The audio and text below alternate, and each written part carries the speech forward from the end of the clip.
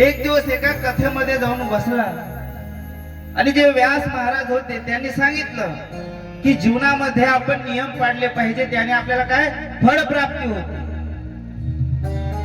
आता यानं काय केलं, त्याच दिवशी ठरवलं आजपासून मी एक संकल्प करील, नियम करील, रोज नियम पाळ. तो त्याच्या घरी आला.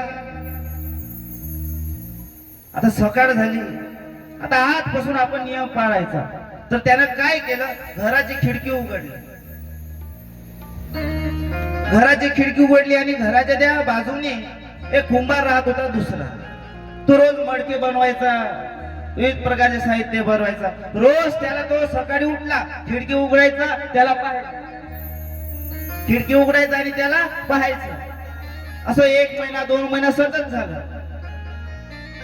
तर एक दिवस काय झालं, त्या सकाळी उठला, खिडकी उघडली तर तो कुंभारच होता तिथं, मडके बनवणारा.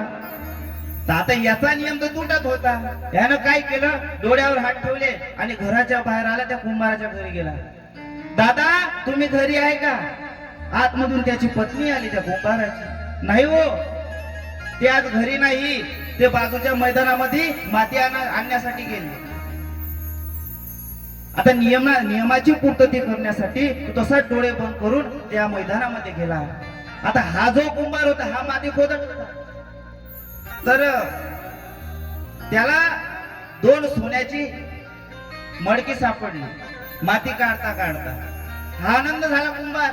अरे वा, आपण दादा आज तो श्रीमंत झालो, सोन्यांनी भरलेली नाण्याची मडकी सापडली.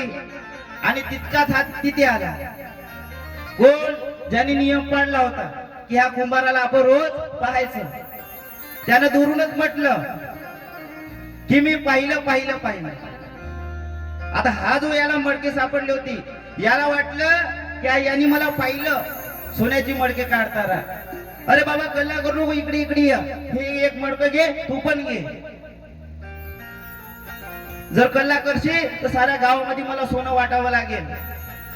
आता याने विचार केला, ज्याने नियम केला होता, मी एका माणसाला पाहण्यासाठी जो नियम बनवला होता त्याची फलप्राप्ती म्हणून मला सोन्याच्या नाणीचा मडकं सापडलं. जर मी संताला पाहण्याचा नियम केला असता तर मला भगवान शिव आणि भगवान विष्णूची प्राप्ती झाली असती.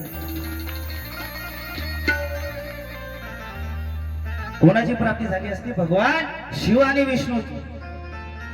कथेचं तात्पर्य काय आहे, जर तुम्ही सदुपयोग चांगल्या प्रकारचा नियम बनवाल तर भगवंत ही तुम्हाला भेटेल, संपत्ती ही तुम्हाला मिळेल, लक्ष्मी सुद्धा मिळेल.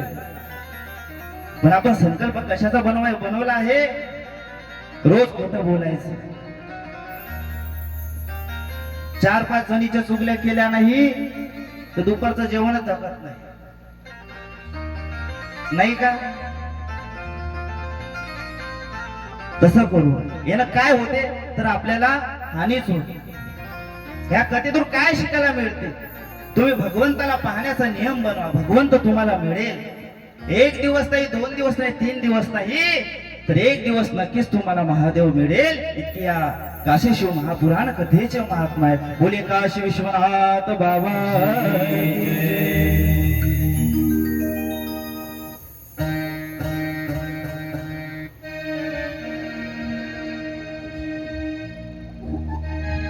तशी या काशी शिव महापुराण कथेचे महात्म्य आहे. तेरा दर्द तो हकीकत में दुखियों का सहारा है.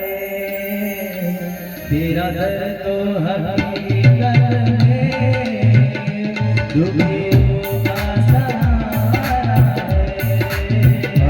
तेरा दर्द तो हकीकत में दुखियों का सहारा है.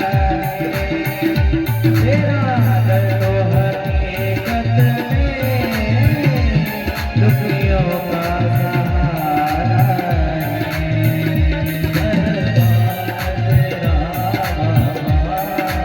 है.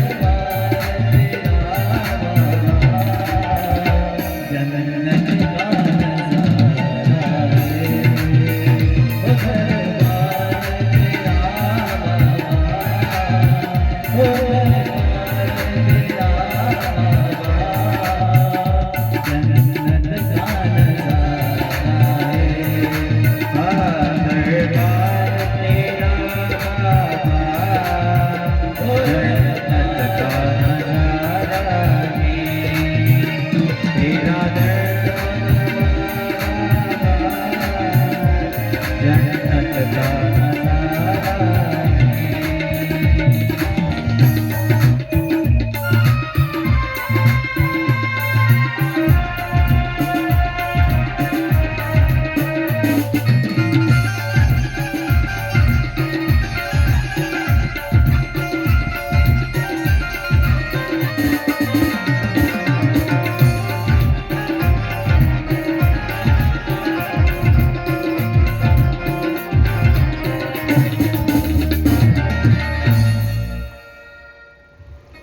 बोले काशी विश्वनाथ भगवान की जय।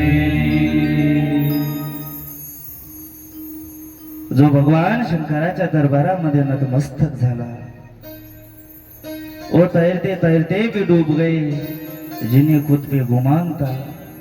ओ तैरते तैरते भी डूब गए जिनको खुद पे गुमान था, और वो डूबते डूबते भी तैर गए जिनको भगवान महादेव पे विश्वास था, भगवान महादेव पे विश्वास था।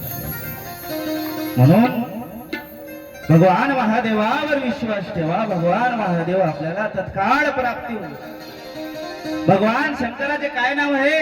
आशुतोष। आशुतोष म्हणजे काय? ज्यांच्या संपूर्ण इच्छा मनोकामना पूर्ण झाल्या त्यांना आशुतोष म्हणतात। अशा भगवान शिवाची ही कथा आहे। भगवान शंकराने प्रत्येक वेळेस प्रत्येक ठिकाणी भक्ताला सहाय्य केले आहे, कारण दुःखाच्या काळामध्ये आपला मुलगा, आपली पत्नी, वडील कोणीच येत नाही। येणार तर भगवान, केवळ भगवान शंकर।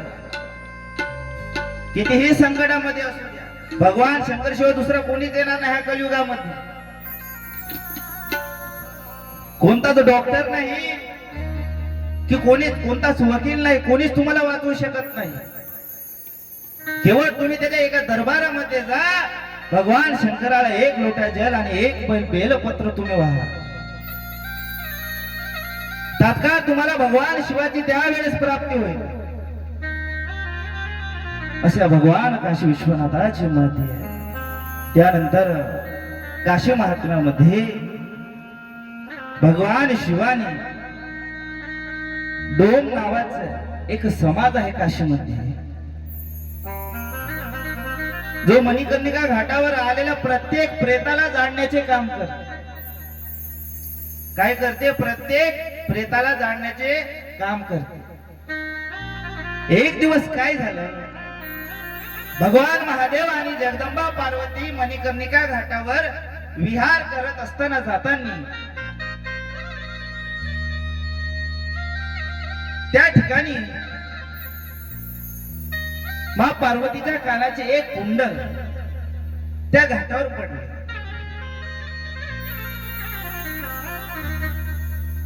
तर त्या जे डोम समाजाचा एक व्यक्ती होता, त्याने काय केले, ते कुंडल आपल्या पाशी घेतले आणि लपवून ठेवलं।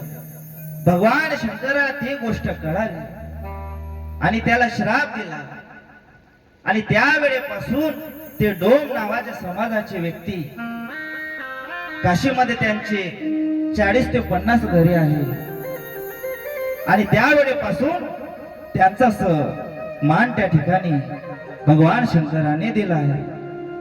अजब है काशी की माया, एक तरफ धधकती चिता और दुसरी तरफ होली। अशी ही काशीची महात्म्य आहे। अनेक कथा काशी खंडामध्ये, काशी महात्म्यामध्ये आलेली आहे। शिवमहापुराणामध्ये रुद्र संहिता, शतकोटी संहिता, पार्वती खंड, कार्तिकेय खंड, युद्ध खंड, अशा अनेक गोष्टीची माहिती शिवमहापुराणामध्ये आलेली आहे। शिवमहापुराणामध्ये अनेक गोष्टी, धर्म, मोक्ष, काम, अर्थ, ह्या गोष्टीची प्राप्ती करायची असेल तर भगवान शंकराची प्राप्ती करावी लागेल। भगवान काशी विश्वनाथाचे ज्योतिर्लिंग 2 भागामध्ये विभागले गेले आहे। उजव्या बाजूला देवी भगवती आहे, दुसऱ्या बाजूला भगवान शिव वाम सुंदर स्वरूपात विराजमान आहे. म्हणूनच काशीला मुक्तीचे प्रदेश असेही म्हटले जाते. देवी भगवती उजव्या बाजूला बसलेली आहे, म्हणून तो मोक्षाचा मार्ग आहे. काशीमध्ये सर्वांसाठी मोक्षाचे द्वार खुले करण्यात आले आहे, ओपन करण्यात आले आहे. येथे मानवांना मोक्ष प्राप्त होतो आणि त्यांना पुन्हा गर्भ धारण्याची गरज पडत नाही. जो काशीमध्ये मरतो तो पुन्हा गर्भधारणेमध्ये येत नाही, त्याला गर्भाच्या अनेक यातना सोसाव्या लागत नाही, मात्र फक्त केवळ काशीमध्ये मेल्याने. आता माग काय झालं, काशीमध्ये एक वयस्कर, एक वृद्ध, एक स्त्री होती, व्हीलचेअरवर होती. तिला तिच्या जावयाने आणि मुलीने त्या घाटावर सोडून दिले. काय केलं, सोडून दिले. आता ते म्हातारी दिवसभर ते स्त्री त्या ठिकाणी राहिली. काही लोक तिच्यापाशी गोळा झाले.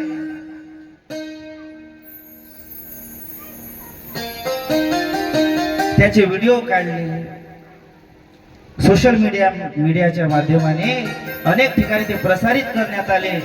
नंतर त्यांना त्या मुलीला आणि जावयाला पश्चाताप झाले आणि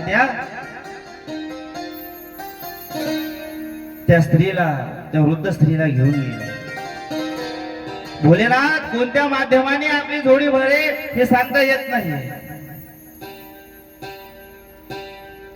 कारण भोले बाबाचा मार्ग हा एक वेगळाच आहे. म्हणून त्या भोले बाबाची आपण नेहमी आराधना केली पाहिजे. तेरा दर तो है हकीकत में दुखियों का सहारा. ज्यांना दुःख आहे तोच भगवान शिवाच्या दरबारामध्ये प्रवेश करू शकतो, कारण निरंकार स्वरूप कालेश्वर महायोगीश्वर दयानिधी दानेश्वर जय जय जटाधर अभयंकर. जो जटाधारी आहे, जो सर्वांच्या हिताचा विचार करते, असे भगवान शंकर कोणत्याही काळाची पर्वा करत नाही. तर काय झालं, एक वेळा एक भक्त भगवान शंकराचा केदारनाथ धामामध्ये गेला. तिथे गेल्यानंतर भगवान केदारनाथ भगवंताचं 6 महिने फक्त मंदिर उघड असते आणि 6 महिने बंद असते. भरपूर वृष्टी होते, त्या कारणास्तव महादेवाचं केदारनाथ भगवंताचं 6 महिने बंद होते. आता हा भक्त ज्या वेळेस आता मंदिर बंद होणार आहे 6 महिने, त्यावेळेस तो तिथे गेला. आता मंदिरातले पुजारी, ब्राह्मण, सेवक त्यांनी ताला लावला. आता हा भक्त गेला, तुम्ही मंदिर का बरं बंद करत आहे, मला केदारनाथ भगवंताचं महादेवाचं दर्शन घ्यायचं आहे. अरे बाबा तुला उशीर झाला आहे, आता 6 महिन्यानंतरच दरवाजा उघडेल डायरेक्ट. आता तू 6 महिन्यानंतर वापस आहे. तर तू काय केलं, नाही मी तर महादेवाचं दर्शन घेतल्याशिवाय आता केदारनाथ धामामधून जाणार नाही. तर तो काय केला, तिथे झोपला. तिथंच निद्रा आली त्याला, तिथंच झोपला. आता काय झालं, रात्रीची मध्यान काळ होती आणि त्या ठिकाणी एक संन्यासी बाबा तिथं चालत चालत आले आणि त्याला म्हणते, रे बाबा दरवाजे तो उघडणार आहे, मग तू का बरं झोपलाय, दर्शन घे आणि चालला जा. तू दर्शन घेते, मंदिराच्या बाहेर येते, सकाळ होते. आता तिकडून काय होते, जे पुजारी दरवाजा लावून गेले होते ते ब्राह्मण सेवक ते पुन्हा वापस त्या ठिकाणी येते. अरे बाबा तू कोण आहे. आता तो भक्त म्हणते, तुम्ही मला ओळखलं नाही का, कालच तर तुम्ही गेले होते, तुम्ही दरवाजा लावला आणि तू निघून गेले. अरे काल, अरे ह्या गोष्टीला तर 6 महिने झाले. 6 महिने झाले आहे. तो आश्चर्यचकित होतो. भगवान शंकर साक्षात त्या संन्यासाच्या त्या महात्म्याच्या रूपामध्ये तिथे आले. त्याला दर्शन करून दिलं. भगवान शंकर एक रात्र फक्त तो निद्रिस्त अवस्थेमध्ये गेला होता. एक रात्र भगवान शंकराने 6 महिन्याची करून टाकली. तर विचार करा, भगवान शंकर आपली जोडी का भरणार नाही? तसा विश्वास आपल्याला भगवान शंकरावर असला पाहिजे. म्हणून भगवान शंकराचं नेहमी भजन करत चला. ज्यावेळेस काशीमध्ये भगवान शंकर आले त्यावेळी काशी नगरी पावन भूमी पवित्र झाली आहे. ब्रह्माजी का एक शिष, ब्रह्माजी का एक शिष काट के सदा शिव दुष मुक्त होने जाएगा.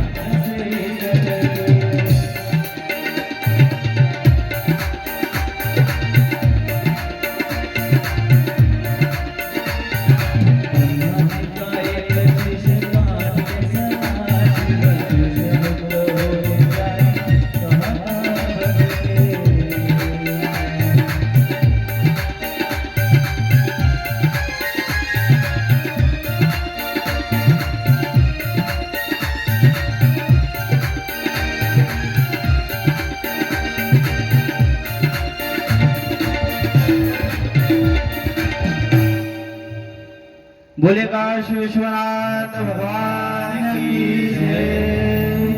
नमः पार्वती पते शिव हर हर महादेव.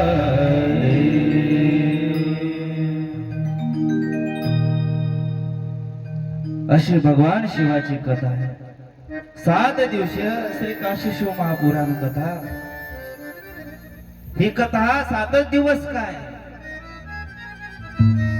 महाराज 12 महिने का नाही, वर्षभर का नाही, कायमची का नाही, 7 दिवस का? असा प्रत्येकाला प्रश्न असतो. कारण हे जे सृष्टीचे चक्र आहे, हिंदू धर्मानुसार सृष्टीचे चक्राचे 7 दिन पूर्ण होतात. प्रत्येक दिन, प्रत्येक दिवस ब्रह्माजी का एक कल्प कल्पांतराच्या समान असतात. ऋषी किती आहे? 7. किती ऋषी आहे? 7. कोणकोणते आहे? रोहन महाराज, जय महाराज. 7 ऋषी आहे. वसिष्ठ, विश्वामित्र, गौतम, जमदग्नी, अत्रि, भारद्वाज आणि वामदेव असे 7 प्रकारचे ऋषी आहेत. त्यानंतर लोक किती आहे?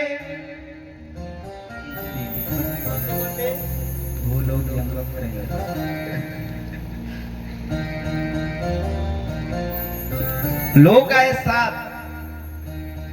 7. भूलोक, भुवरलोक, स्वर्ग, मृत्यूलोक, पाताळ, महरलोक असे 7 प्रकारचे लोक आहेत. त्यानंतर चक्र किती प्रकारचे आहे? 7 प्रकारचे. 7 मुख्य चक्र आहे.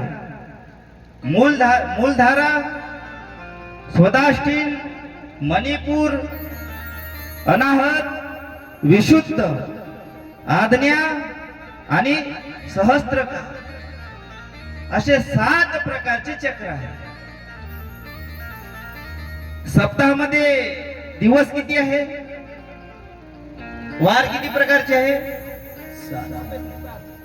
7 आहे ना.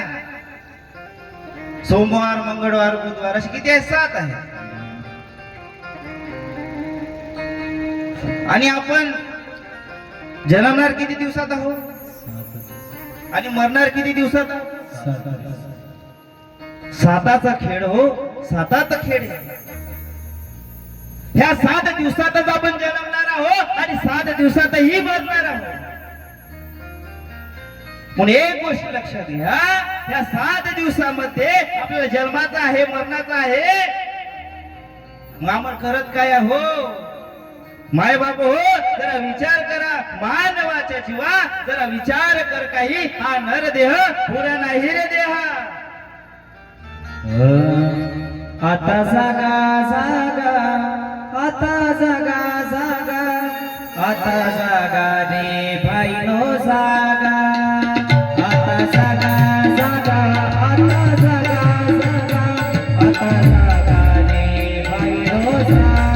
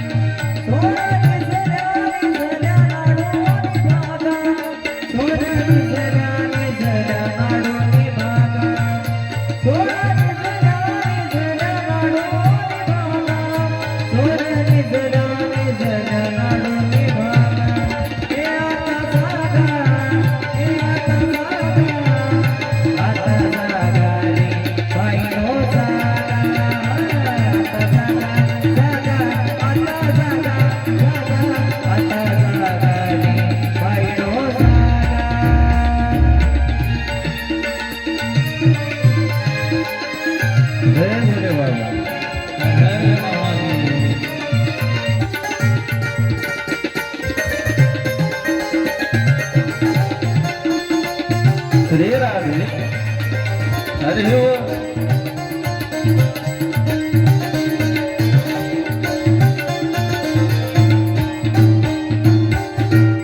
बोले काशी विश्वनाथ भगवान की जय. आता सप्ताह झाला की त्यानंतर कोणते दिवस येणार आहे? कोणता सण आहे? गुढीपाडवा नाही का? चैत्र नवरात्र. तर या गुढीपाडव्यापासून चैत्र नवरात्र्यामध्ये काय करायचं? तर सर्व स्त्रियांनी थोडं लक्षपूर्वक श्रवण करा. चैत्र नवरात्रामध्ये गुढीपाडव्यापासून 9 दिवस देवघरात, जे आपलं देवघर आहे त्या देवघरामध्ये एक कलश भरायचा आहे.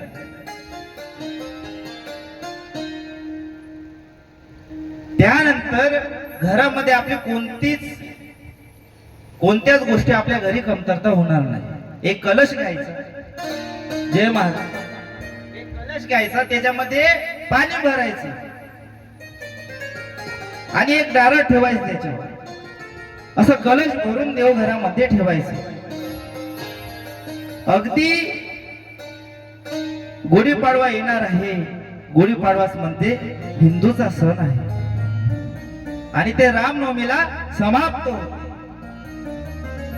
शारदीय नवरात्र, चैत्र नवरात्र सुद्धा असते आणि म्हणून चैत्र नवरात्रीच्या पहिला दिवस म्हणजेच गुढीपाडव्याच्या दिवशी तो कलश भरून, तांब्याचा एक लोटा, एक कलश घ्यायचा, शुद्ध पाण्याने भरायचं.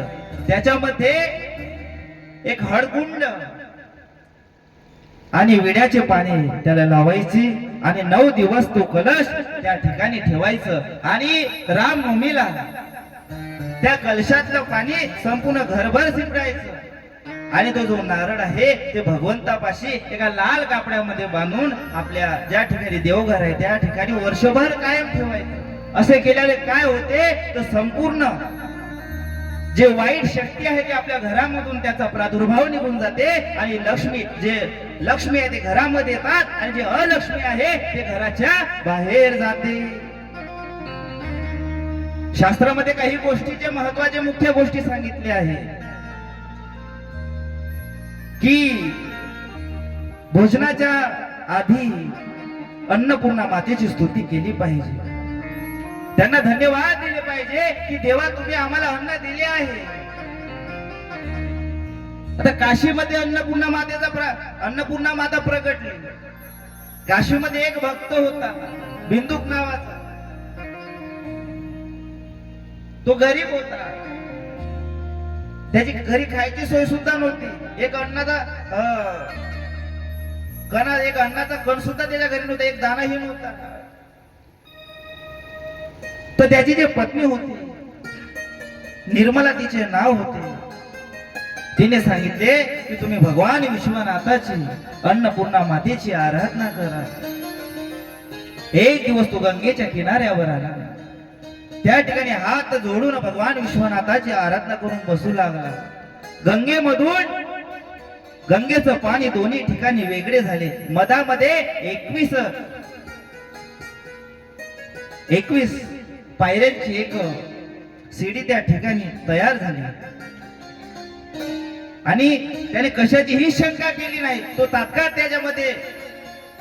आतमध्ये निघून गेला आणि त्या ठिकाणी भगवान विश्वनाथ त्यांची आकाशवाणी त्याला ऐकू आली आणि त्याला अन्नपूर्णा मातेचा उपवास करायला सांगितले. तू 21 दिवस अन्नपूर्णा मातेचा उपवास कर, तुला कशाचीही कमतरता होणार नाही, तुझ्या घरी भरभराट राहील. त्याने तसाच त्या मंत्राचं उच्चारण करून 21 दिवस काही न खाता उपवास केला आणि त्यानंतर त्याला कशाचीही कमतरता झाली नाही. त्याच्या घरी धन संपत्ती सर्वच गोष्टी आल्या, मात्र त्याच्या पत्नीला एकही मूल बाळ नव्हतं.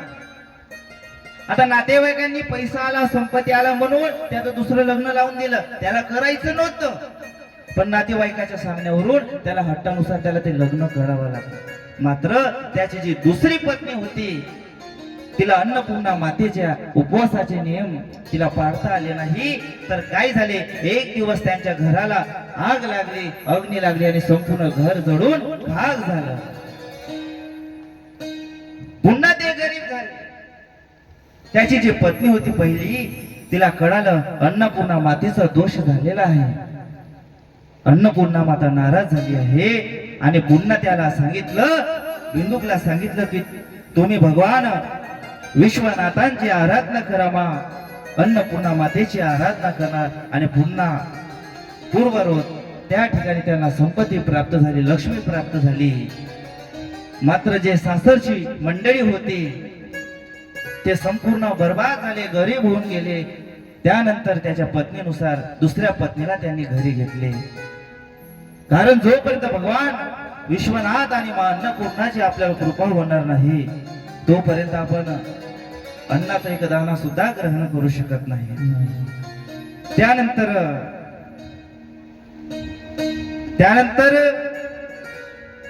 शिवमहात्म्यामध्ये सांगितले आहे, पूर्व आणि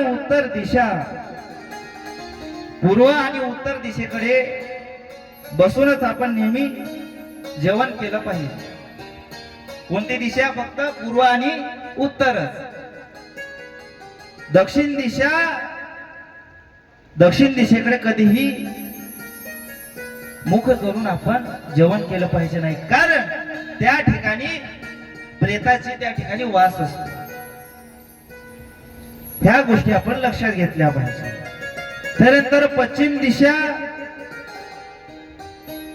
हे जे पश्चिम दिशा आहे हे बिमारीचं द्वार आहे असं शास्त्रानं सांगितलं आहे. पश्चिम दिशेकडे आपण बसून जेवण केलं तर जे बिमार आहे त्याच्यामध्ये वृद्धी होते, वाढ होते. म्हणून शक्यतो आपण पश्चिम दिशेकडे बसून जेवण टाळलं पाहिजे.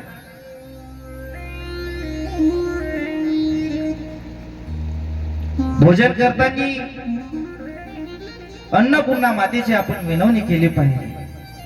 ईर्ष्या भाव, क्रोध रोग, दीन भाव, द्वेष भाव ह्या मनात आपण वृत्ती ठेवून कधीही भोजन केले पाहिजे नाही. भाजीमध्ये मीठ आहे, कमी झालं आहे, कधीही म्हणू नये. कारण जेवण हे आपण अन्न पोट भरासाठी नाही तर उदरनिर्वाह करण्यासाठी करत असतो. भगवंताने जे काही दिलं असेल त्याचा आपण सन्मान केला पाहिजे, ते सर्व उत्तम आहे. त्यानंतर सकाळ आणि सायंकाळी नेहमी भगवंताची आपण आराधना केली पाहिजे. हेच काशी शिव महापुराण कथेचे महात्म्य आहे. आता भगवत म्हणजे काय? भगवत कशाला म्हणतात? एखादी भक्त आहे.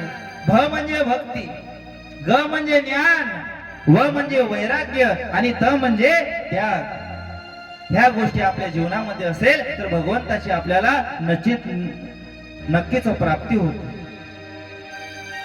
म्हणून भगवान शंकराच्या दरबारामध्ये आल्यावर आपण या शिवपुराणामध्ये काशी शिव महापुराणामध्ये आल्यानंतर भगवान शंकराची अर्ध परिक्रमा केली पाहिजे. या व्यासपीठची काय केलं पाहिजे? अर्ध परिक्रमा केली पाहिजे. त्यानंतर आपण या शिवकथेच्या मंडपाच्या बाहेर गेलं पाहिजे आणि भगवान शंकराला आपले दुःख सांगितले पाहिजे. बोले काशी विश्वनाथ भगवान की जय.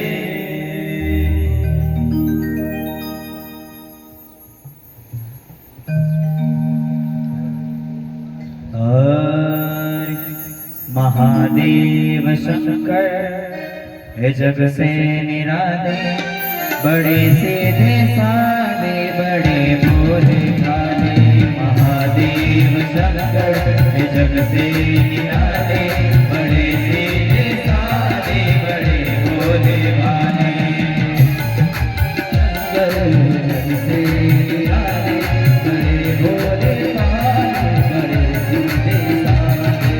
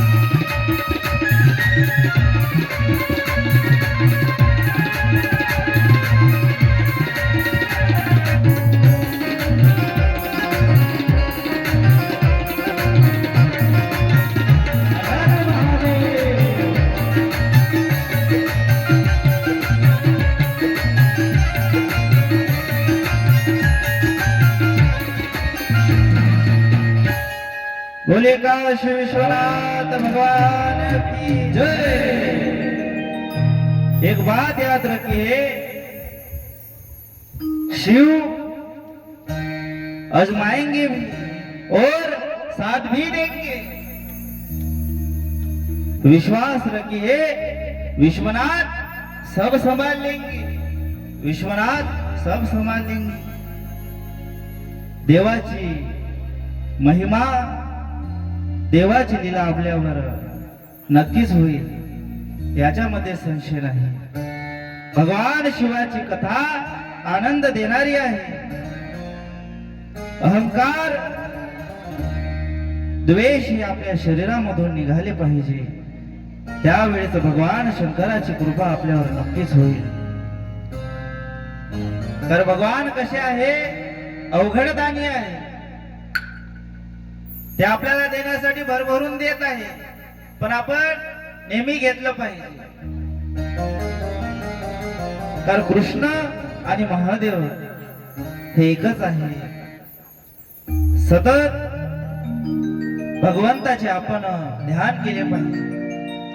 त्यानंतर काशी महात्म्यामध्ये सरस्वती नदीचे, सरस्वती मातेचे महात्म्य येत आहे। एक दिवस गणपती भगवान श्रीमद भागवत कथा लिहिण्यासाठी बसले असता जे सरस्वती माता होती ते खळखळ वाहू लागली होती, जोरात आवाज करत होती आणि भगवान शंकराला, भगवान गणेशाला त्रास होत होता। आणि त्यावेळी भगवान गणेशाने तिला श्राप दिले की तू या ठिकाणापासून गुप्त होशील। काय होईल? गुप्त होईल। सरस्वतीचे जे उगम स्थान आहे ते उत्तराखंड मध्ये माना गावापाशी आहे। एक गोष्ट लक्षात घ्या, प्रत्येक चमकणारी वस्तू ते सोनं नसते, प्रत्येक चमकणारी वस्तू सोनं नसते। कशाला राग धरायचा, कशाला रुसवा धरायचा, त्यानंतर 10वा आणि 13वा ह्याच गोष्टी उरणार आहे। कधी आपला मृत्यू होईल हे आपल्याला सांगता येत नाही। त्यानंतर काशी शिव महापुराणामध्ये काशी विश्वनाथ बाबांनी सर्व भक्तांसाठी दुःख हरण्यासाठी एक गोष्ट सांगितली आहे। जर कुलकेश्वर महादेवांचे नामस्मरण करून कुलकेश्वर महादेवाच्या शिवलिंगावर एक दुर्वाची एक जोडी घ्यायची आणि ते कुलकेश्वर महादेवावर अर्पित करायचे, जे काही दुःख असेल ते आपले निघून जाईल। एखाद्याला डिप्रेशन असेल, एखादी व्यक्ती कोणत्या विचारात राहत असेल, सतत राहत असेल, एखादी मतिमंद असेल, तर त्या शिवलिंगावर कुलकेश्वर महादेवाचे नाम स्मरण करून दुर्व्याची एक जोडी त्या कुलकेश्वर शिवलिंगावर व्हायची। त्याने काय होते, एखादी मतिमंद असेल, डिप्रेशन मध्ये जाऊन असेल, तर त्याला नक्कीच त्या रोगामधून बाहेर निघण्याची संधी प्राप्त होते, असे त्या कुलकेश्वर महादेवाचे महात्म्य आहे। त्यानंतर 64 योगिनींची कथा काशी शिव महापुराणामध्ये आलेली आहे। एक बात जरा ध्यान से सुनिए, अंत में केवल मृत्यु है, अंत में केवल मृत्यु है। So live is end and want to live. म्हणून देव काय म्हणतो, गड्या सोन्याची माळ घालण्यापेक्षा तुळशीची माळ घाला, कारण ज्यावेळी आपल्याला यम न्यायला येईल ते सोन्याची माळ आपल्याला थांबवणार नाही, तर तुळशीची माळ आपल्याला थांबवेल। म्हणून तुळशी माळ गोपी चंदन टीला, तुळशी माळ गोपी चंदन टीला, तुळसी माळ गोपी चंदन टीला, तुळसी माळ गोपी चंदन टीला।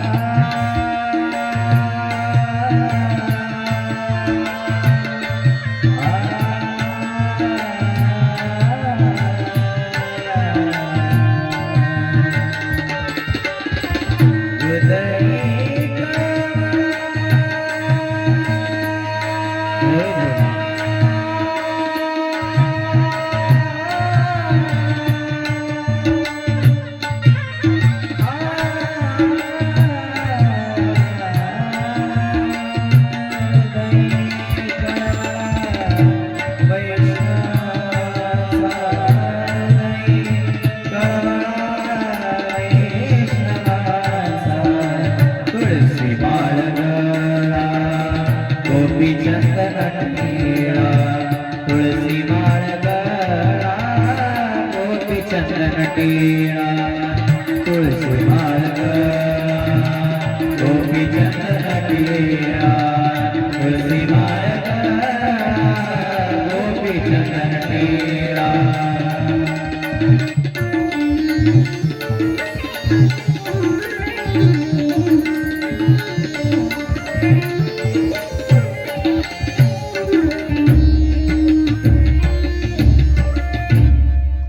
बोले काशी विश्वनाथ भगवान की जय. भगवान शंकर असे देव आहे की जे दुःख आहे ते क्षणात हरण करतात. शंकर एक अकेले विश्व की ऐसी अवधारणा है जो समावेशी है, जो सब कुछ स्वीकार कर लेते हैं. ये अकेले देवता है विश्व के, जिसे भक्त भी चढ़ा दे तो उसे प्रेम से स्वीकार कर देते हैं. एखादी भक्त ही भगवान शंकराला आपण स्वीकार केला, अर्पण केला तरी भगवान शंकर स्वीकार करते. दैत्याला सुद्धा भगवान शंकराने आपलंस करून ठेवलं आहे. ते एक विचार करा, आपल्या सारख्याला भगवान शंकर काय स्वीकार करणार नाही. अरे राक्षसांना सुद्धा स्वीकार केला आहे,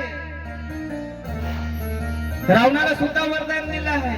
भगवान शंकराचा सर्वात महान परम भक्त कोण आहे? महिला मंडळ झोपले का? नाही महाराज, आम्ही तुमच्याकडे झोपत नाही. झोपायला आलो असतो तर कूलर मध्ये का थंड हवेमध्ये घरी झोपलो असतो नाही का? हेच तर खरी परीक्षा आहे शिवभक्तांची. काय गरज आपल्याला इतक्या कडा मार्च महिन्याच्या उन्हामध्ये या कथेमध्ये येऊन बसायचं नाही का खवासबाई? घरी मध्ये पण आपल्या घरची अशी सोडून आपण या ठिकाणी आलो काऊन? कारण भगवान शंकरावर प्रेम आहे. मग दुसरं प्रूफ काय पाहिजे आपल्याला? दुसरं अग्रीमेंट काय पाहिजे? नवऱ्याचा विचार नाही, पोराचा विचार नाही, एखाद्या नातलगाचा विचार नाही. आता कोणी कोणी म्हणतं की कुठं चालले नाही, आम्ही कथेमध्ये चाललो, शिव कथेमध्ये चाललो, काशी शिव महापुराण कथेमध्ये चाललो. तर काय होते दिगंबर बाबा कथेमध्ये गेल्यानं? आता एखाद्याने विचारलं काय होते आशिष महाराजची कथा श्रवण केल्याने, काय होते काशी शिव महापुराण कथा श्रवण केल्याने, तर त्याला सांगायचं 3 गोष्टी होते. Only 3 times.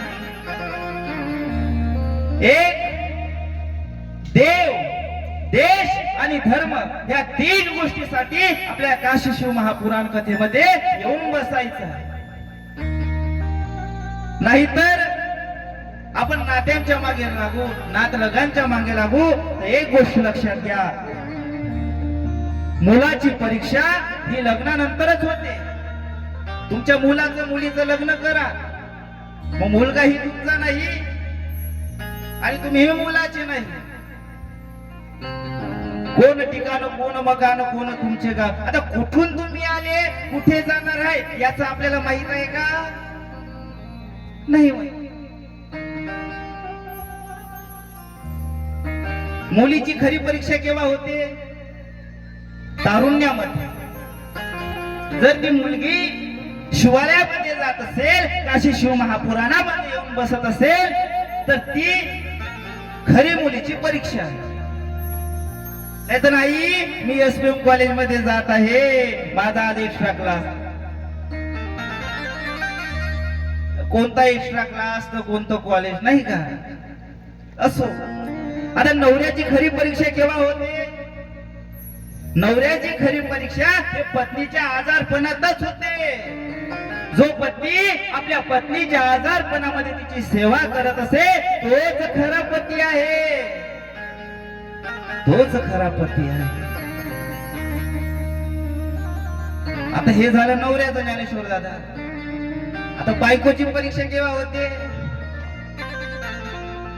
बायकोची खरी परीक्षा पतीच्या गरिबी मध्येच होते. जेव्हा पतीपाशी पैसा राहत नाही, संपत्ती राहत नाही, तेव्हाही त्याचा साथ देते, ती खरी पत्नी आहे. त्यानंतर मित्राची खरी परीक्षा केव्हा होते जय महाराज? हा, संकट काळात दुःख अडवायला बऱ्यासारखा. त्यानंतर भावाची खरी परीक्षा केव्हा होते? संपत्ती मध्ये. आता माग नागपूरच्या हायकोर्टा समोर दोन सख्खे भाऊ प्रॉपर्टीसाठी पैशासाठी एकामेकाला मारहाण करत होते, भांडत होते. एक लक्षात घ्या, तुम्ही काशी शिव महापुराणामध्ये येऊन बसत नाही, पैसा कमवता, संपत्ती कमवता. हे कसे आहे? हे कुत्र्याचं धन आहे. आणि ते कुत्रे नंतर कोर्टाच्या बाहेर एकमेका जसं कुत्र्यासमोर एखादी मासाचा तुकडा टाकला तर ते मासाचा तुकडा लोचू लोचू खातात. त्याच प्रकारे हे लेकरं सुद्धा ते खातात. काय? ते मासाचा तुकडा खातात कुत्रे. त्याच प्रकारे आपले मुलंही प्रॉपर्टी एकमेकापासून लोचू लोचू खाते. मग कुत्र्याचं धन नाही तर काय आहे? मग चला एक दिवस अनाथ आश्रम मध्ये, नाही का? म्हणून ह्या गोष्टी आपण शक्यतो टाळल्या पाहिजे. करा परमार्थ, करा पैसा कमवा, पण परमात्मा मध्येही तुम्ही दान करा. या शिवकथेमध्ये दान केल्याने